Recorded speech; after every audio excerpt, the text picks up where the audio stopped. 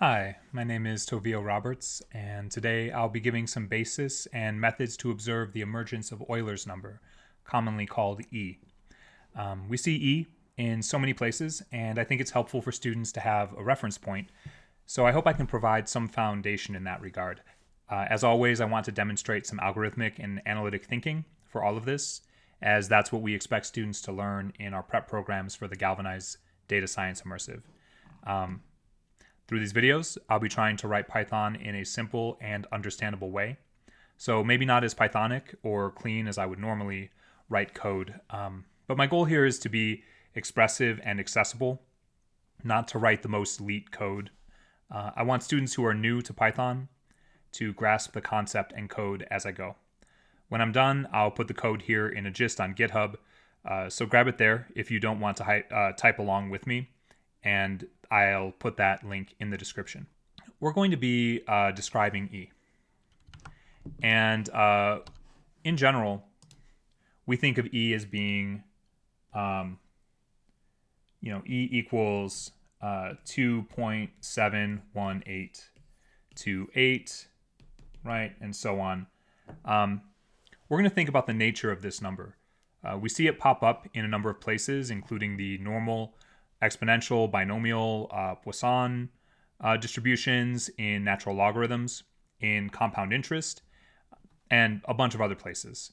Generally, we think of E as being this value, right? 2.71828, and we plug that in. It's an irrational number, so we can't write it as a simple fraction, and those numbers go off to the right infinitely. Even though we can't write it as a simple fraction, we can estimate it in a few different procedural ways. And really, E has some interesting emergent properties. For example, the slope of y equals e to the x. So y equals e to the x at any point is the value e to the x. And that comes in very handy. But let's think about this for a sec, right? So if we're looking at a plot of e to the x, and there's going to be something like that. The slope at the point x equals 0, right? If x equals 0, the slope at x equals 0 is going to be 1, right? Because any number to the 0th power is 1. So if x is 0, the slope here is going to be 1. And that's really cool. When x is 1, the slope is e. So this comes in really handy in calculus. And I won't be going into detail on that here. Maybe we'll do that in another video. Instead, we'll just be looking at places where e shows up. One of the first places we're going to think about this is in Bernoulli trials, right? So we're thinking about Bernoulli, binomial, right? And if you want a refresher on that, you can look back in our prep materials. We have kind of a lot on Bernoulli and binomial. But we're going to think about Bernoulli in the kind of classic way. We're going to think about a coin flip. We're going to assume a fair coin to start. So we can assume the chances of getting heads is 1 out of 2 times, right? So, the probability of heads is 0.5. And we'll think about this as we're going to get heads 1 out of 2 times. We can think of a probability as 1 out of some number of times in general, right? Say 1 out of 20 times, which we would say is the probability 0.05, right? So 1 out of 20 times, if we have a very, very unfair coin, right? 1 out of 20 is the same thing as 0.05. And that's going to be helpful in a little bit. I'm just pointing it out because it will be helpful in a few moments. We're going to conceptualize something through the binomial PMF, which gives us the probability of k successes out of n independent Bernoulli trials. We're familiar with this You should be familiar with this. You don't need to memorize it or anything like that for our interviews, but generally we know this, and we should be able to recognize it if we see it. The binomial PMF is n choose k multiplied by the probability to the kth power, right? Multiplied by 1 minus the probability to the n minus k. And notice what we need here is n, where n is the number of trials, and k is the number of successes for which we're looking for the probability. So let's modify this a little bit, and I'll just maybe I'll just snag this and set it up here. We're going to reference back to it a little bit. We're going to modify this a little bit, and we're going to replace p with 1 over n, which just means that we expect success 1 out of n trials. All right, so we'll do this. We'll do n choose k multiplied by 1 out of n, which can be made equivalent to p, right, to the k, multiplied by 1 minus 1 over n to the n minus k. In the situation we're describing, we initially expect success 1 out of 2 trials, right? And we can take this a step further and say that the probability of winning 0 times, right, k, if we consider k to be 0, k equals 0, we can think of that out of 2 trials, and we can, with this expectation of 1 out of 2 trials being successful, we can rewrite this to discover the probability of success 0 times, right? So let's think about that. I'll just put this up here. This is what we're working with. Okay. And this is just going to look like 2 choose 0 multiplied by 1/2 to the 0th power, right? Multiplied by 1 minus 1/2 to the 2 minus 0th power. We can show that in combinations, n choose 0 is always 1. So let's demonstrate that. I think that's an important thing to understand. And so we're going to take a quick aside to look at that. I'll just put that there for the moment. We'll come back to it. So, if it's good to know the combinations formula, and I'm just going to put it here. So n choose k, right, is just n factorial over n minus k factorial multiplied by k factorial. So if we want to rewrite this with 2, right, 2 choose 0, 2 choose 0 is simply 2 factorial over 2 minus 0 factorial multiplied by 0 factorial. And if we break this down, this is just 2 times 1, right, over 2 times 1, right, times 1. And we can see pretty clearly that n choose k, where k is 0, is equal to 1. We could perform this with any other numbers, and we're going to arrive at 1. So, I often like showing this in terms of counting in binary. And let me just be very clear here. The point I'm making is n choose 0 should always equal 1. I demonstrated it with 2, but we could put in any number here, right? If we put in 5 factorial, that's going to be 5 factorial over 5 factorial times 0 factorial. We would see that that's 5 over 5, which would be 1. So I often like showing this in terms of counting in binary, where a failure is 0 and a success is 1, right?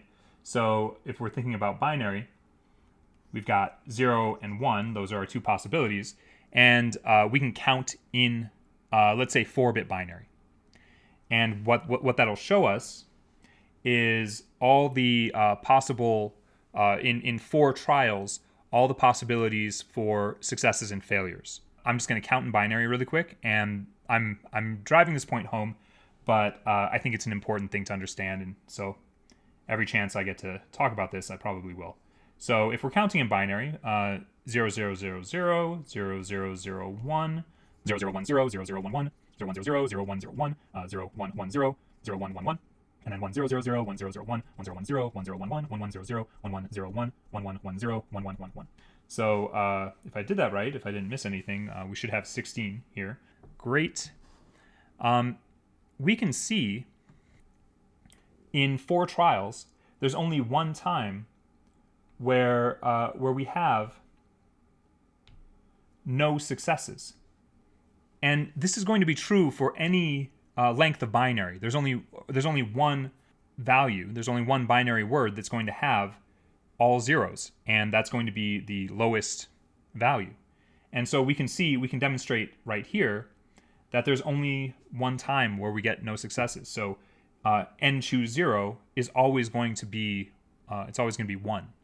Anyway, having driven that point home, hopefully, the takeaway here is if you put larger numbers in for n, it'll still result in one combination with 0 successes.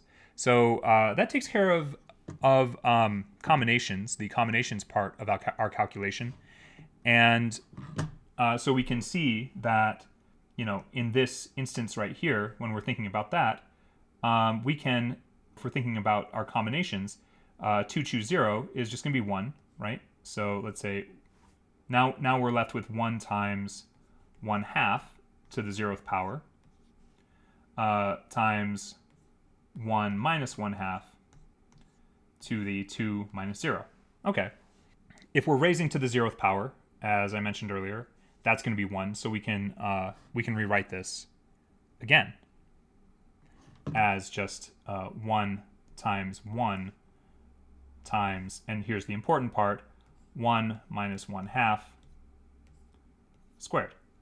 Okay, and this is one of our goals here, is to discover this. We're left with this expression, right? And this clearly indicates that the probability of getting 0 heads in 2 flips of a fair coin is 1/2 squared, or, right, this is just 1/4, or 0.25. That makes good sense. We can see that works for our 2 trials and 0 successes in 2 trials. Keeping that in mind, however, we can take this a little bit further. If we're considering no successes in n trials, we can actually just replace that 2 with n. And so we get the general expression 1 minus 1 over n to the nth power. Okay, so that's what we were looking for. We're going to interpret that as meaning that the probability of winning 0 times out of n trials is 1 minus 1 over n raised to the n. Okay, that's going to be helpful. So I'm going to just grab that. That's what we're going to be working with. And I'm just going to probably get rid of all the rest of these because we don't need them. So we're going to define a function for this in Python, and we're going to build a dictionary and observe the results of essentially of doing stuff with this 1 minus 1 over n to the n. So let's jump over to Python. Let's define a simple function called the probability of 0 successes in n trials. And this is just going to be 1 minus 1 over n trials to the n trials, right? So that's easy enough to write. 1 minus 1 over n trials, and then we're going to exponentiate that to n trials. I like calling things just to make sure that I don't have any errors in here. So probability of 0 successes in well, what we were just looking at, we would expect 0.25 here. So let's just see. So Python, and we do get 0.25. Easy. Okay. I'm going to give away the ghost a little bit. I'm just going to name this convergence dictionary. And I'm going to put a max n in here. And basically what I'm going to do here is populate a dictionary with where the keys are n trials and the values are the probability of 0 successes in n trials. Very easy to write this. I'll instantiate a dictionary and I'll say for n trials in range, and we have to start at 1, right? Because notice 0 trials, the success for 0 trials is undefined, which makes sense intuitively.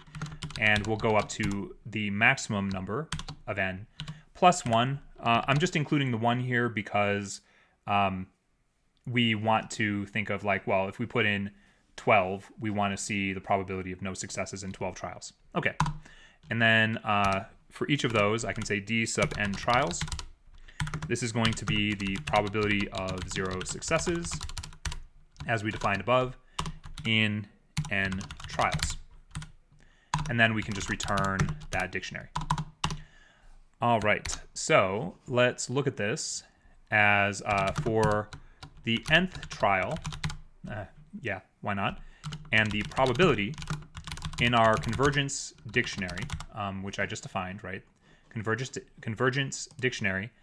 And let's look at just 100 keys. So we're going to go from 1 up to 100. Dot items. And let's just print if you are in premium prep, or if you look through our materials, we're constantly using f strings in this pattern where we output something. We output the keys and values of a dictionary. So nth trial and the probability. Okay. So let's take a look at that. All right. Now, it may not be obvious what's going on here. All right. And I'm just going to snag a few of these. I'll snag from 84 to 100. We're not going to think too hard on this. Instead, we're going to demonstrate something that's happening here. Notice how we're converging towards some probability as we increase the value of n, right? So 0.368, right? We're getting close to this. We're solidifying around 0.366. Maybe let's run this again with even more trials. Let's do 1,000 and see what that looks like. Okay. So as we do more trials, we are solidifying further and further the values in the decimal places, right? So we can see by trial 983, we've solidified out to, it looks like 0.36769. I don't think 9 is going to roll over. It might. Doubt it at this point. And by 1,000 trials, 0.367695. Okay, well, either way, it looks like we are settling on a probability. And the greater we make this, the more settled I think we're going to become. And so I'm going to put 10,000 trials in there, and notice we're solidified down to 0.36786,104. Okay. So as we do this, as we increase the number of trials, this is going to converge towards some value, right? If you're familiar with the concept of a limit, that's part of that's really what we're seeing there. We are observing a trend toward a specific value. Now, it turns out that we are approaching 1 over e. And I'm going to import from math. I'm going to import e. We're going to use that as we go. And I'm going to, at the end of all this, I'm just going to print a space, and then I'm going to print 1 over e. And so we'll be able to see this, see that we are getting to e. these look very similar. They're not exactly the same, but my guess is that as we increase the number of trials, right? We're at 10,000 now. So we go up to 1 million. We are going to get this number closer and closer to 1 over e. So 0.36786. This is 0.36787. Yeah. So we're getting closer and closer. So let's take this a few steps further. And you know, essentially we're in the same arena though. If we just divide 1 by the probability, we'll get a clearer idea that we're approaching e. And I'll go ahead and write another dictionary function to show that. I think it's always a good idea for our students to get a look at you know, packing dictionaries with values. That's something that you have to do in the technical interview, and it's a skill that we generally expect for you to have going into the DSI. Okay, so convergence toward E, and I'm going to put in a max n again, and this is going to essentially be the same function as above, so why don't I just grab that. Instead of getting the probability of 0 successes, I'm going to get 1 over the probability of 0 successes. And then this for loop right here, well, we can just grab that again. I'll grab all of this, and we'll be able to see this pretty clearly, I think. All right. So instead of convergence dictionary, I'm going to call convergence dictionary toward E, and we'll do 10,000 times. Why not? And we'll print out this isn't a proba anymore. This is I'll just call it toward E, and I'll print E down here instead of 1 over E, and so we'll be able to see this a little more clearly than before. Oh, division by 0. Why is that? Let's see. Oh, the probability of 0 successes. The probability of 0 successes for 1 trial, in the way that I constructed this, we're going to get 0. So I'm going to start my range at 2. I didn't have parentheses on my dictionary declaration. Right there. That'll get you. Okay. Awesome. All right. So if I run this now, and I'm going to go ahead and put a nice message in here, the value of E from the math module, why not? And I'll put E in there. We should be able to see that we are approaching E. Okay.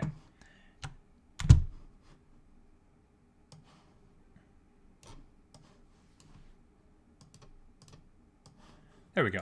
So the value of E from math is 2.718281. Here we've got 2.71841. So, you know, we could increase our essentially our number of Bernoulli trials here. But we could think about this in a different way. We're only considering, what, 10,000 Bernoulli trials here. We could try a much greater number, something that's approaching infinity, although we can't really approach infinity effectively on a computer. We could try a much larger number and see how close we can get to E. Now, we can turn that on its head a little bit and do something a little different. We can seek a value of n trials that gets close to the level of precision of the E that's imported from our math module.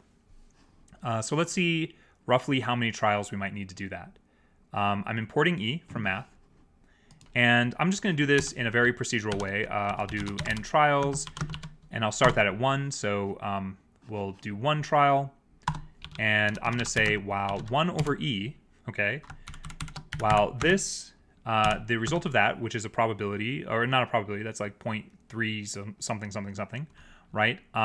Minus the probability of 0 successes over n trials, right, is greater than 0. So while the difference of these essentially, while 1 over e is greater than this, we are going to increase the number of trials. Okay? So number of trials plus gets 1. And then at the end of this, let's just print out a nice message. So we're going to print out wherever n trials ends up. Okay? And we are going to print out e from the math module. And we are going to print out 1 over the probability of 0 successes in n trials. Okay? So that should... Let me just make sure everything is good there. Oh, we've got an extra parenthesis. Yeah. Okay. So we're going to print that out. And let's also just print out the difference between these two, between our value of e and the value that we breached in order to arrive at something reasonably precise to e. So we'll just do e minus 1 over the probability of 0 successes for n trials. And that, I think that'll work. It'll take just a little bit to run. Maybe I'll make this a little bit bigger. There we go. And let's run that. So we're going to be looking at the output of this. We're not going to quite get e, but that's okay. We can also put in n trials plus 1, right? And we'll end up on the other side of e, and that's fine. We're just waiting on this to finish. And the difference between our e, which is here, this big string of numbers, and the math module's e, which is here, is a very small number, right? 5.79 times 10 to the negative 13, right? So we would move this decimal point 13 to the left, and that's the difference between these two numbers. There is a little bit of calculation error because they're floats. We can see that we are good up until here, right? This is where we're seeing the difference. So 5.8 versus 5.9. I think that's pretty good. If we look at what, if we put in n trials plus 1, we'll get on the other side of e, as I said. And why don't we do that? Let's also, let's modify this a little bit. I'm going to comment it out. And we'll do this, n trials plus 1. And this will take a moment to run as well. So we'll be patient for it. Oh, and while we're waiting for that to run, let's consider this number of trials, right? This is a lot of trials. What is that? 94,911,151 trials. That's how many. That's the value of n that we put into this in order to reasonably approximate e as it is stored in the math module. So, you know, it's not super important or anything, but I think that's interesting to see that we can discover what it takes for us to be as precise as a previously stored constant. And it looks like we have a result out here. And in this case, we've exceeded e by 2.8 times 10 to the negative 8, right? So we've gotten on the other side of e, and you know, we haven't exactly approximated it in terms of how it's stored on our computer. But that's okay. I think we're close enough in the calculation here, given that we're using discrete inputs, right, the number of trials, as inputs to the probability function. So we can reframe algebraically what we've done here a bit and see this approach through other eyes. We were approaching the value 1 over e with our probability function, but we can approach e instead in a slightly different way, and we'll think about it like this. So e is the limit as n approaches infinity of 1 plus 1 over n to the nth power. And, when we look at these two next to each other, they're not incredibly different, right? In fact, if we wanted to work this out, we could say 1 over e is the limit as n approaches infinity of 1 minus 1 over n to the nth power. Either way, this works. We can go ahead and test this out with Python. I think this is the more direct way we might think about this, but I just wanted to show through a binomial process, series of Bernoulli trials, that E is an emergent phenomenon. So what I'm going to write right now is let's say, one of the classical ways to show the emergence of E, and I'm just going to do this with a couple more functions. So we'll call this approximate E, and we're going to just put n in there, right? Because we're thinking about this, just this value of n now. And we're going to have n approach infinity. That's what we would do to best approximate E. Of course, we're never going to get there. Discrete computers, everything like that. And we're just returning 1 plus 1 over n to the nth power. And let's, again, pack this into a dictionary. So approach E dictionary, max n, and we'll say for n in range 1 to max n plus 1, d sub n is going to get the approximation of E of n, and we can return the dictionary. And throughout these videos, I'm going to use this pattern because we do use this pattern in the technical interview. This general pattern of, define a phenomenon, look at it through a dictionary, interpret the results. So we'll say for n and result in approach E dictionary, and let's just put in the number 500, just because.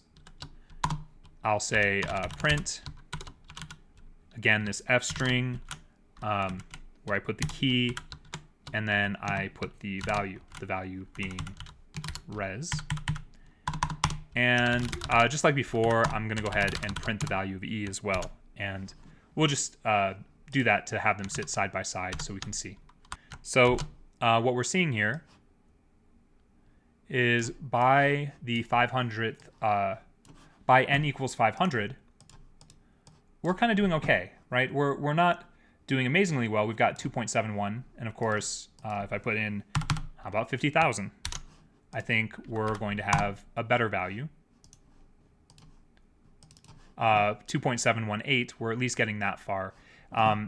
So we can see that framing of this works as well. And essentially E is surfacing as we increase the value of n. In the next video, I'm going to take a different approach towards E using derangements.